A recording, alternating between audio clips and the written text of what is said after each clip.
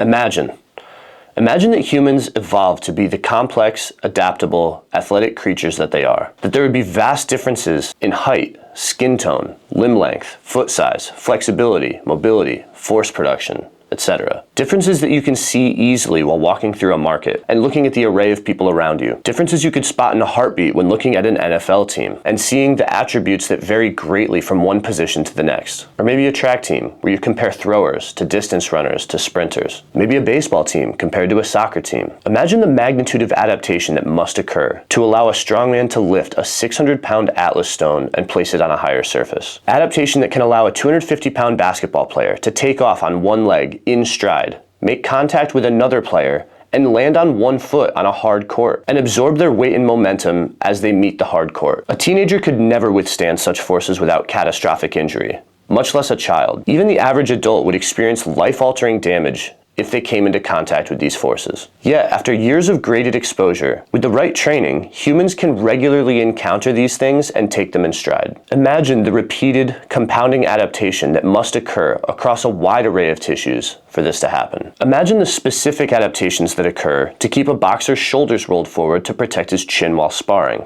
or the bow-legged appearance you see on hockey athletes from spending hours each week accelerating on the ice. Imagine a world where all of this exists, but you have the audacity to believe there is one right way for humans to sit or stand. This good posture is uniform across all of the different populations that I mentioned previously. For the vast majority of humans, these postures take consistent effort to force ourselves into. Unlike other animals, our innate instincts as to how to sit or stand can be wrong, and this can cause pain and damage. And that's just static posture. As soon as it gets dynamic, it's even worse. When you perform an exercise, there's a right way to move for everybody. And again, you guessed it, there's no way that your body will just intuitively get this right. But now, since we're moving weight and encountering forces, the risk is even higher. If you do an exercise wrong, you're taking a responsible, positive activity and instead placing wear and tear on your precious joints. You're breaking down and leading to a life of pain and injury.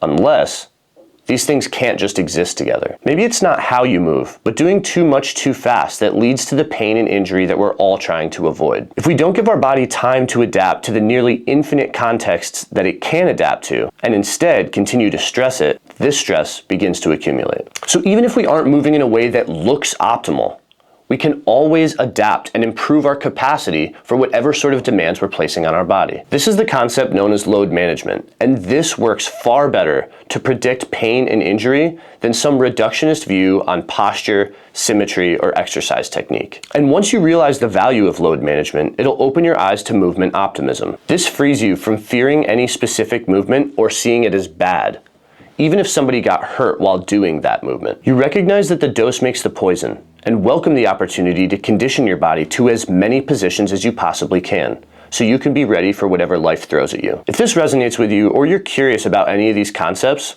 consider subscribing to my channel. Here we'll look at the best contexts for different exercises, and not look to demonize them. I continue to produce content as fast as I possibly can, while also running a busy gym. You won't regret the subscribe, I guarantee it.